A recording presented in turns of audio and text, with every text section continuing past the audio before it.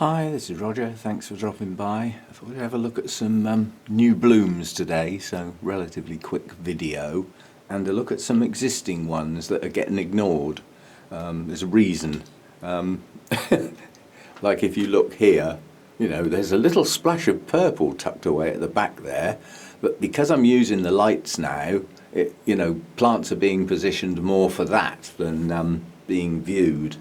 Especially with the vandas. I mean, I've got three true vandas and some vandaceous types lurking around, but this vanda up the back here is just getting hidden, which is a shame. It's in all its glory at the moment. Trust me to use soft wire on the hook for the brassivola. It bends really easy when I try and move it, but that is quite a set of blooms. And we've actually got an orchid show next weekend at Rithlington School, and they'll be after plants for our display. These blooms last a long time. The previous spike didn't because of the heat. They just blasted quite quickly. They got brown edges to them, and basically it didn't work very well in that level of heat. Possibly with the combination of the drier air, because I just couldn't keep up with the foggers weren't keeping the humidity at a suitable level, and it was such a long period as well. But this spike is looking really good. The blooms on this are very large. They're all open now, so the spike's complete.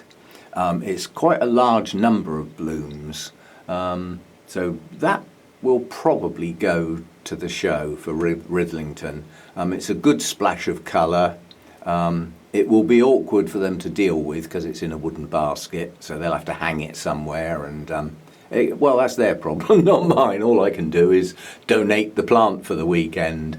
The orange one up there, which was probably an Ascocenda in its day, that's looking good now. There's still a few buds to come, and the large white one is you can see the progression now. This is quite good. As the blooms open, they're almost pure creamy white, and then they fade to an almost pure white, and the greyish tessellations come. It's almost as though they're on the back and they're showing through. It's a very delicate marking on this one. That's against the light, so that's probably a bit silhouetted. Let me come round here. That's probably better. But again, that's a good spike. I might think about sending that one as well. If that's hung at the back of the display, obviously the spike will stick out, so it will need to be quite high up, but again, that's their problem. So that's the vandas. Very rarely look at those, even though they're all in bloom at the moment. I've got a little Cattleya that's just opened. And this is good because I got three what I thought were Cattleya seedlings in the big box, but I was reliably told by Beatrix that this one is blooming size. Well, proof of the pudding. That's not a good blooming. It's a single bloom on a spike on the latest growth, but it does mean it's now blooming size. I forget, that's got quite a long name, that one. Oh, that's the Cattleya Little Lemon Drops crossed with Encyclia Vetulina. But that's a very attractive little Cattleya bloom. Lovely colour, and virtually all one colour, which is unusual for Cattleyas. The lip is a little deeper than the petals and sepals, but a lovely daffodil yellow. Got a nice little splash of yellow. There's not a lot of yellow around in here. I'm not going to try and get that up at the moment because I need two hands to get that flipping great Dendrobium out of the way. They do take up some size. Now, when I watered this yesterday, I noticed a couple of blooms had come out. Quite honestly, if you saw these blooms in isolation without the plant, you'd have trouble thinking they were orchids because they are an unusual shape. It's just the way they work. The three sepals form the shape of the plant, and the lip and the two petals is just this tiny bit in the middle. So it's an unusual structure. A lovely little splash of yellow in the centre and a lovely orangey red, and that's Maxillaria sophronitis. Obviously, as soon as you look at the plant, it's obviously an orchid. This is one that likes to escape. Doesn't matter how you plant this thing. If you put it in a pot, it'll try and grow out the sides, as you can see. It will head off towards the sky. If you put it on a mount, it'll head off the sides, over the top, round the back. It's a climber, basically. And it has an obvious nature to it. You can see that the rhizomes extend, push out a new set of roots. Those would grab hold of whatever it was growing on and allow it to extend and form quite a little carpet. So that's that one. My little Tolumnia, I've forgotten what it is now, Golden Sunray Sunrise. All the blooms have now opened on that, so that's looking really nice. Very, very attractive Tolumnia. I have yet to find a Tolumnia with any fragrance. But apparently there are some lurking around. I haven't got any as far as I know, although I do have a couple of Tolumnias that haven't actually bloomed for me yet. So that's that one.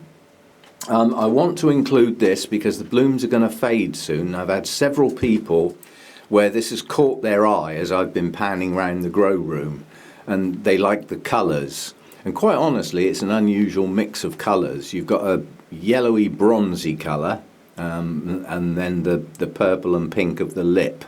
It's a nice combination, a simplistic bloom, and that's Miltonia castaneae, which is a naturally occurring hybrid, so it's effectively a primary cross. But that's its first blooming for me, so nice attractive blooms. My poor little Phalaenopsis, this little mini phal, it's strange, the blooms on this do not last long, which is very unusual for a Phalaenopsis. But then I don't think this is far away from a species. Now, what species are involved I don't know, but one of them must have short-lived blooms, and it's inherited that trait. The old spike is branching, it's sort of died back, but it has produced a branch. And unfortunately I had a little accident. I dropped it and actually broke two of the blooms off. Duh. But luckily the buds managed to survive the fall. I actually landed face down. I couldn't believe it. One of my clumsy days. They happen. This little Cattleya is looking good. Second bloom's now opened. That's the end of the buds opening on that particular spike. And that's little lemon drops again, but this time crossed with Cattleya, why not? And it's lovely. The colours are changing and it's becoming more attractive as it ages. There's a more orangey feel to it. And when orange fades into a pinky colour, it's an unusual combination. And a nice deep purple and deep yellow on the lip as well. So attractive, although small. And then the other thing I'm going to have trouble getting at, because it's up in the gods. Oh, let's see if I can lift the camera off my hand and get up there, otherwise it will just be silhouetted. Well, this is Cattleya Angel Heart. It's not fully open yet, it's just, the blooms are just opening, literally over yesterday and today. So in a couple of days' time when it's fully opened, I'll film it again. And that changes colour, it opens up very pale, it's almost got greeny tinges. But it will change colour, it gets deeper as it ages. So that's a really good spike on that one, 4 good sized blooms coming. And what tends to be forgotten, if I can point round the back there, is there is actually another spike starting on the other new growth which is pushing out. And that looks like it's going to have at least 3 blooms on it, maybe 4. I don't know what I'm pointing at. The camera's right at arm's length here at the moment. But anyway, that one's just opening as well. That's going to be a nice show. Might actually have to move that because I've got a feeling that might touch the roof if I'm not very careful. So I can just bring it down onto this shelf temporarily. I mean, all the Cattleyas live up here. I've got quite a few sheaths. I mean, this one's got buds in, and again, this plant's got a second new growth around here with a sheath on it. There's no buds showing in that one yet, but yeah, there's a few Cattleyas around with sheaths, so there'll be some more of those to come. And yeah, that'll do for this one. It's just new blooms, you know, just some things that have opened recently. There's not much sign of anything else. I'll show that because this is a bonus. This is my little Dendrobium rhodostictum, and doesn't appear to be a very happy plant, but it keeps putting up a new growth, and each new growth blooms. So it's a reliable bloomer. It just doesn't look that happy as a plant. But nonetheless, when it first bloomed, it had 1 bloom, then 2, the last one was 3, and now it looks like it's going to be 4. The bonus on this one is it does have a second spike starting on an old cane. Yeah, and that spike's not coming out from the apex, it's coming out from underneath one of the top leaves. So they can bloom lower down. That's the first time it's done it, and it's probably only going to have 1 or 2 blooms on there. But as the blooms on this last about 3 months, it's going to be a bonus. And this is strange because this is quite a small plant, Rhodostictum. I mean, this is a small one here. This is Nora Tokunaga crossed with Aberrans. And again, it's quite a small plant. Seems to be blooming reliably on the new growths as they mature. But if you compare the 2 plants, the blooms on Rhodostictum are probably twice the size. So they're much, much larger blooms. So this one's quite a good Latoria to get because of the bloom size. From memory, I think it's virtually pure white, and I've just said that that's bloomed 3 times for me. And every single time, despite those blooms lasting an absolute age, I have failed to take a photo. So I've got no flipping pop-up. Well, I'll make sure I do that this time. And again, I need to go round with the stills camera now, because this is a first-time bloomer, and so is... Where did I put the yellow one? And so is the yellow Cattleya. So if I don't catch those blooms, I'll end up forgetting. So, you know, it's just something that slips my mind now and again. Bit of sad news, the Dracula Bella bud actually blasted. Now, it may not have blasted because of where it is and where it hangs. I might have actually knocked it and disturbed it, but it fell off anyway. But it's got several other spikes coming, so hopefully they'll be a bit more successful and perhaps I'll be a bit more careful. I've got a feeling I knocked it. It's very difficult unhooking that and getting it out and watering it without knocking things. But anyway, so that bud's lost. We'll have to wait for some more spikes to mature now. But there's several spikes growing, so it will come. Eventually it will make it. And the Oncidium sotoanum is doing well. It's stalled a little bit where it's been repotted, but nonetheless I don't believe that the unopened spikes are going to blast. They still look healthy, they still look green. If they were going to blast, they'd have done it by now. But I've always said that if a plant needs repotting, I'm probably going to do it whether it's in bloom or not, because the plant is more important, and maintaining a good root system is more important than a single set of blooms. The blooms will come again, but they won't if you lose the plant. Yeah, so I find I tend to go with if the plant needs it, do it. But I will say that some orchids are quite susceptible to bud blast if you repot them in the bud stage, and Phalaenopsis are a bit prone to that.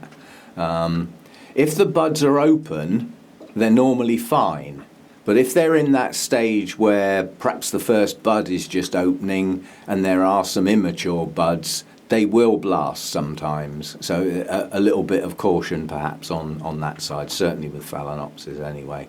But on this one, there were so many spikes open and so many more to come. It wasn't even a risk, quite honestly. But yeah, so that's coming on nicely. Fragrance on this is absolutely wonderful. It's a pity there's no twinkles out at the same time, because this is a parent of the twinkles. But from memory, I think the fragrance on this is stronger than the twinkles and a bit more pleasant. Some people are not so keen on the fragrance from the twinkles. I love it. You know, it's a sort of vanilla type of thing. Sometimes with like a hint of chocolate, you know, but people's noses, you know, detect and analyse fragrances differently. So you can get one person, you know, that actually says, oh, that fragrance is smashing, and somebody else will rear back and actually say, ooh, I don't like that much. And yet it's the same plant with the same fragrance, so we do detect them differently. Okay, I'll leave it at that for today, because believe it or not, I don't quite know how somebody found out, because on YouTube it's not a big deal, perhaps from Facebook where it gets plastered all over your page, but it's actually my birthday today, so happy birthday to me. And am I doing anything special? No. I've got an Orchid Society meeting tonight, so I can't even get myself a really sort of nice birthday meal with a nice bottle of wine, because I've got to go out. Maybe I'll do that tomorrow. But yeah, I think there's something about when you get to a certain age, birthdays don't seem to matter so much anymore. They certainly don't to me. I mean, when I get to 70, I'll probably do something, and invite some friends and have a little party or something, but the frequency of those sort of things just goes down as you get older. I don't bother too much with birthdays. But I do seem to be racing towards that 70 mark. Years seem to fly by a bit quicker each time. So be it. But we do what we can. I'll see you next time. Thanks for dropping by.